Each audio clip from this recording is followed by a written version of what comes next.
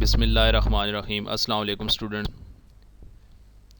I'm Saddam Ayub and today I'm going to start terms associated with motion. Students हम पढ़ रहे थे chapter 2 जो है हमारे पास है किनेमैटिक्स।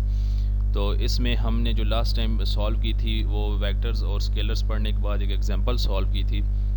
तो अभी हम टर्म्स एसोसिएटेड विद मोशन यानी वो टर्म्स जो मोशन के साथ रिलेट करती हैं, एसोसिएट करती हैं, उन्हें हम डिस्कस करेंगे कि वो कौन कौन सी टर्म्स हैं।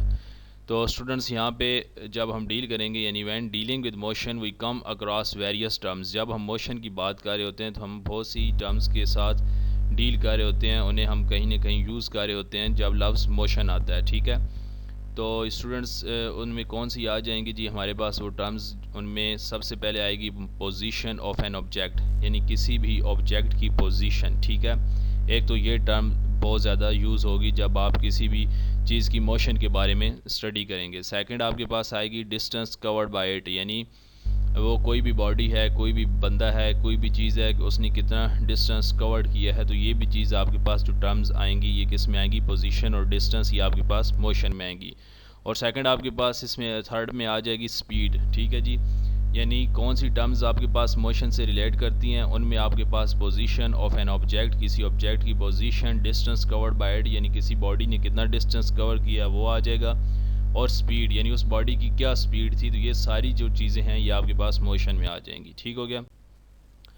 अब इसी में हम देखते हैं जी सबसे पहले पोजीशन को कि पोजीशन क्या चीज़ होती है। ठीक है, पोजीशन को स्टडी करने के लिए हम यहाँ पे देखते हैं कि हमारे पास जो पोजीशन है वो क्या है, लोकेशन ऑफ अ प्लेस और a point with respect to some reference point called origin. ठीक है, यानी आपके पास पोजीशन क्या होती है कि पोजीशन कोई ऐसा पॉइंट है, ठीक है, या जैसे आप क्या करते हैं कोई ऐसी प्लेस है या ऐसा पॉइंट है जिसे आप किसी रेफरेंस पॉइंट से कंसिडर करते हैं तो वो आपके पास क्या बन जाती है, पोजीशन बन जाती है। ठीक है, फॉर एग्जांपल अगर आप ज़मीन पे खड़े हैं और ज़मीन से खड़े आप वहाँ आसमान पे, ठीक है, चांद को देख रहे हैं, तो आपकी क्या होगी कि आप जिस पॉइंट पे खड़े हैं वो आपका रेफरेंस पॉइंट होगा और वो आपका क्या होगा यानी ओरिजिन समझ लें। और वो जो पोजीशन होगी, जो पॉइंट आप जिसे देख रहे हैं, वो टोटल आपकी जो एक लाइन बनेगी या जो आपका परपेंडिकुलर या जिस पोजीशन से भी आप खड़े होकर उसे देख रहे हैं एंगल पे डिपेंड करता है, वो आपकी पोजीशन बन जाएगी। ठीक है जी, फॉर एग्जांपल यहाँ पे देखें आपकी बुक में से एक डायग्राम ली है या एक आप समझ लें कि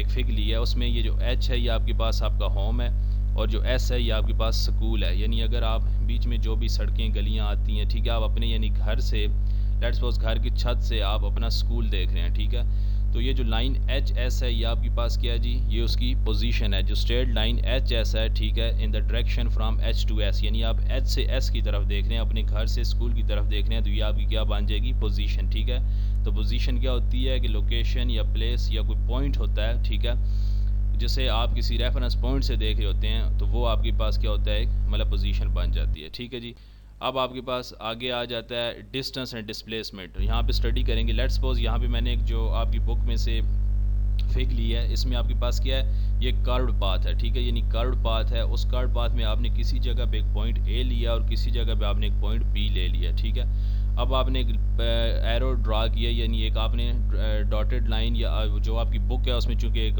डॉटेड लाइन से उसने ये ड्रा किया है, यानी ए से बी तक का जो डिस्टेंस है आपके पास वो आपके पास क्या है जी, उसकी डिस्प्लेसमेंट है। ठीक है, और ए से बी तक का जो डिस्टेंस उसने कवर किया वो यानी डी है।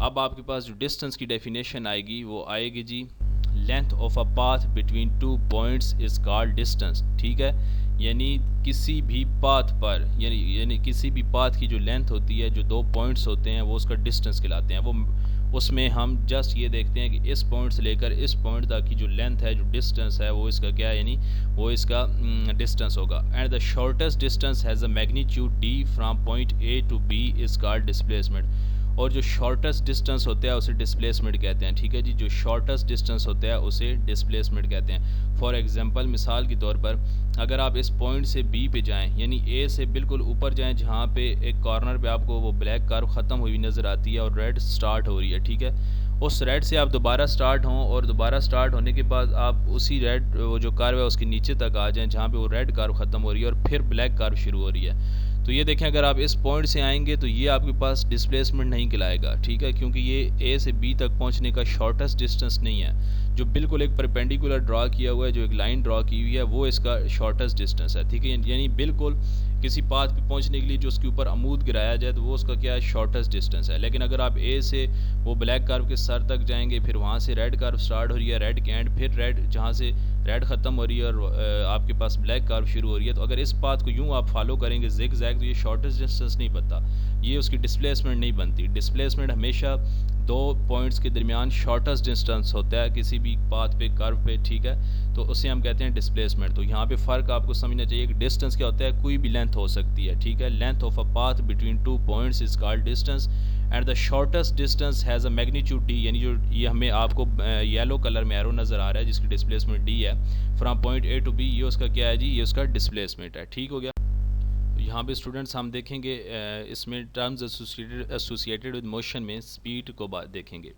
तो स्पीड क्या है, distance covered by a body in unit time is called speed, यानी किसी बॉडी ने यूनिट टाइम में जो भी डिस्टेंस कवर किया होता है वो उसकी स्पीड कहलाती है। फॉर एग्जांपल एक गाड़ी है, वो 20 किलोमीटर जा रही है, यानी उसने 20 किलोमीटर का डिस्टेंस कवर किया है, ठीक है, और उसने अगर वो 20 किलोमीटर का डिस्टेंस अगर उसने 15 मिनट्स में या उसने 25 मिनट्स में कवर किया है, तो वो उसके पास क्या होगा, वो जो उसने डिस्टेंस कवर किया है पर यूनिट टाइम में, वो उसके क्या होगा, उसकी स्पीड होगी। यानी जब भी आप मोशन की बात करते हैं तो उसमें स्पीड का लफ्ज़ आप ज़रूर लेते हैं, यानी कोई बॉडी कितनी तेज़ी से मूव कर रही है, कोई गाड़ी कितनी तेज़ी से मूव कर रही है, कोई ट्रेन, कोई इंसान, कोई भागने वाला बच्चा, कोई इंसान, कोई एथलीट, ठीक है, या कोई बॉलर जब बॉल करवाता है, ठीक है, तो उसकी बॉल में भी आपने देखा होगा कि वो स्पीड वहाँ पे स्पीडोमीटर में आपके पास आ जाती है, ठीक है। तो ये सारी चीज़ें जो आपके पास आती हैं, ये आपके पास क्या हैं, स्पीड से यानी मोशन से रिलेट करती हैं, ठीक है। जब इमोशन की बात होती है तो वहाँ पे स्पीड की बात होती है। और अब कुछ इसी इक्वेशन को जब हम मैथमेटिकल फॉर्म में लिखेंगे तो हम इसे लिख सकते हैं, speed is equal to distance divided by time taken, यानी डिस्टेंस पर यूनिट टाइम या डिस्टेंस बाय टाइम, यानी distance covered by a body, वो डिस्टेंस जो किसी बॉडी ने कवर किया, और टाइम टेकन यानी वो टाइम जो उसने उस दौरान लिया। तो जब आपको स्पीड कैलकुलेट करनी होगी तो आपके पास अगर डिस्टेंस आपको पता है, डिस्टेंस की वैल्यू लिखेंगे आप वहाँ पे, और जितना टाइम उसको आपको दिया होगा वो आप यहाँ पे लिखेंगे, तो आपके पास स्पीड आ जाएगी, ठीक है। अगर आप इसे डिस्टेंस को फाइंड करना चाहते हैं तो distance is equal to speed into time आ जाएगा, तो ठीक है। यानी अगर आपके पास ये देखें, आपके पास बेसिकली ये तीन वेरिएबल समझ लें आप, ठीक है। इनमें से अगर आपको कोई से दो पता होंगे तो तीसरा अननोन आप फाइंड कर सकते हैं, ठीक है। तो डिस्टेंस अगर निकालना होगा तो स्पीड इनटू टाइम से आप निकाल लेंगे। ये इसकी जर्नल यानी इक्वेशन है, S is equal to V T, ठीक है। स्पीड की इक्वेशन क्या आएगी, S is equal to V T, S आपके पास डिस्टेंस, वी आपके पास स्पीड, टी आपके पास टाइम, ठीक है। इसे आपने टी को स्मॉल टी से रिप्रेजेंट करना है, ठीक है। तो स्पीड क्या होगी, distance covered by a body in unit time is called speed. अब देखें, आपकी बुक में से ही मैंने लिया है कि आपके पास वहाँ पे ये दिया हुआ था कि which is the fastest animal on the earth, ठीक है। तो आपके पास जो फाल्कन है, ठीक है, falcon can fly at a speed of 20 kilometre per hour, sorry 200 kilometre per hour, ठीक है। यानी जो फाल्कन आपके पास है वो क्या करता है, यानी वो 200 किलोमीटर का जो डिस्टेंस है वो 1 घंटे में ट्रैवल करता है, ठीक है। तो ये उसकी क्या आ रही है, स्पीड आ रही है। यानी स्पीड जो आपके पास एस है, सॉरी स्पीड जो आपके पास है वी, वो इक्वल है डिस्टेंस पर यूनिट टाइम के। तो उसने कितना डिस्टेंस ट्रैवल किया, उसने 200 किलोमीटर डिस्टेंस ट्रैवल किया, और टाइम उसे कितना लगा, पर आवर, यानी 1 घंटा 60 मिनट उसे लगे, ठीक है, 3600 सेकेंड्स। तो फाल्कन क्या करता है, फाल्कन फ्लाई करता है at a speed of 200 kilometre per hour, ठीक हो गया। तो यहाँ पे अब हम बात करेंगे जी टर्म्स एसोसिएटेड विद मोशन में यूनिफॉर्म स्पीड की, ठीक है। यूनिफॉर्म स्पीड आपके पास एक यानी स्पीड से हट के फिर आप हम बात कर रहे हैं यूनिफॉर्म स्पीड की।